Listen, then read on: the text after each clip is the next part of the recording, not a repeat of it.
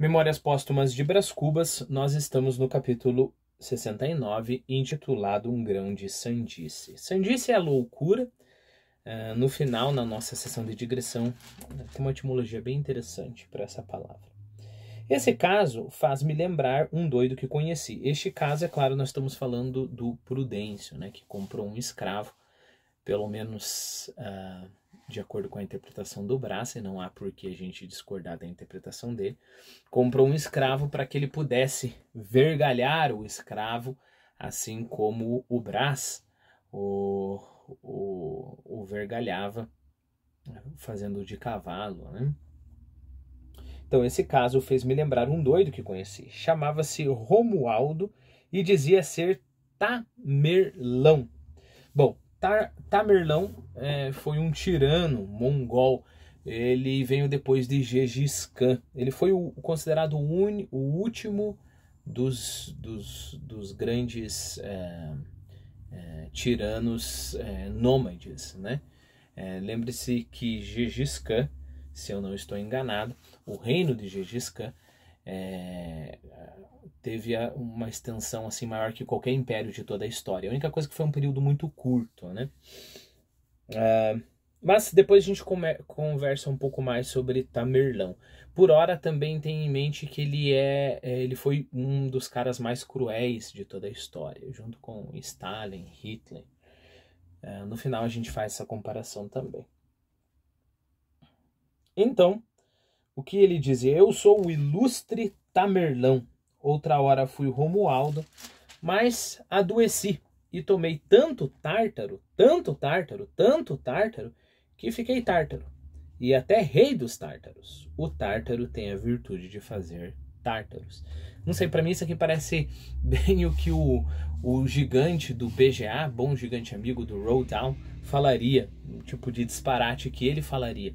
Se você não leu, é um livro infanto-juvenil, mas fica aí a dica, se você tem filhos, tipo assim, a partir de 5, 6 anos, se teu filho se interessa.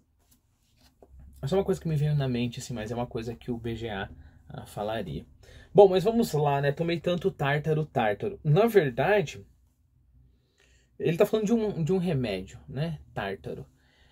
Na sessão de vocabulário, a gente conversa sobre todas as acepções desta palavra. E tártaro é como eram chamados mongóis, você pode chamar um tártaro, né? Então o Gengis Khan foi o rei dos mongóis, foi um famoso tártaro, e o Tamerlão foi outro tártaro, né? Bom, é o suficiente para a gente entender o disparate, né, do nosso Romualdo. Pobre Romualdo, a gente ria da resposta, mas é provável que o leitor não se ria, e com razão. Eu não lhe acho graça nenhuma. Ouvida tinha algum xiste, mas assim contada no papel e a propósito de um vergalho recebido e transferido, força é confessar que é muito melhor voltar à casa da Gamboa.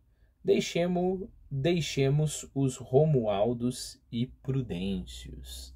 Bom, aqui, embora ele esteja sendo irônico, né, porque se fosse tão fora de propósito assim ele citar o Romualdo, ele simplesmente supriria o capítulo, né? Lembre-se que aqui o Brás Cubas e no Dom Casmurro também fala assim, não, esqueça o capítulo. Só que ele não apaga o capítulo, né? Fala, não, esse capítulo foi inútil, eu nem devia ter escrito. Ué, mas não poderia na revisão tirar o capítulo? Sim, há uma questão de ironia aqui, né? Mas nisso ele também está certo, quer dizer, ele está certo em outro aspecto. Eu não sei se você já reparou, tem coisas que, sei lá, uma criança fala, né?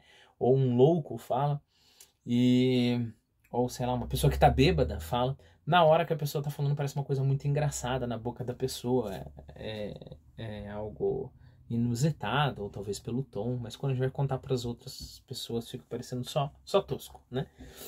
Bom, então deixemos os Romualdos e os Prudêncios. Então a leitura do capítulo está encerrada. Vamos para algumas digressões, né? Sandice é interessante porque ela vem de Sandeu, né? Sandeu é um louco, um pateta, um tolo, né? Mas da onde que vem Sandeu? Uma etimologia provável é que venha da expressão santo Deus, Sandeu, né? Que é o que você fala quando você vê um louco fazendo as suas patetices, né? Ele tá fazendo lá as suas loucuras e você fala, Sandeu, né? E é daí, efetivamente.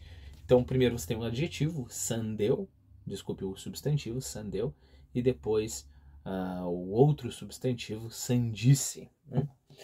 Bom, Tamerlão, como eu disse para vocês, mas vamos lá, algumas informações que eu anotei. Ele viveu de 1336 a 1405. Ele foi o último dos grandes conquistadores nômades.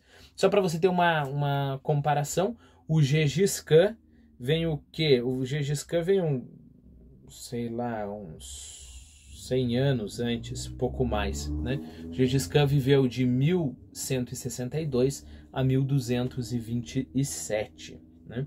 O Tamerlão, 1336, 1405. Então ele morreu no século XV.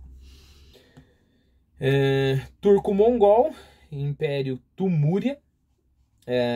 Eu coloquei algumas observações meio soltas assim, mas ele era conhecido também porque ele queria difundir o Islã, né? Ele tinha se convertido ao Islã e ele queria difundir o Islã de qualquer modo, né?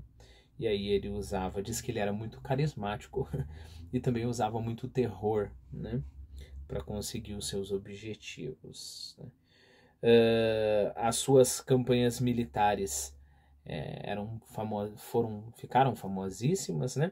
Não só pelo sucesso das suas campanhas, mas por conta dos massacres, da crueldade, né? Diz que por causa dele 17 milhões de pessoas morreram. Olha, se você comparar com o Stalin, né? O Stalin está lá. Essas contas variam muito, né? Por quê? Porque, sei lá, o Stalin guiou as pessoas para a guerra, e os soldados que morreram na guerra, e os soldados que morreram no outro lado, foi causa do Stalin. Então é muito difícil, né?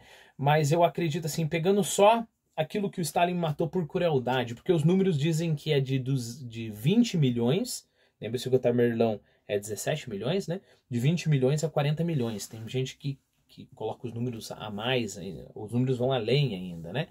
Mas mesmo assim,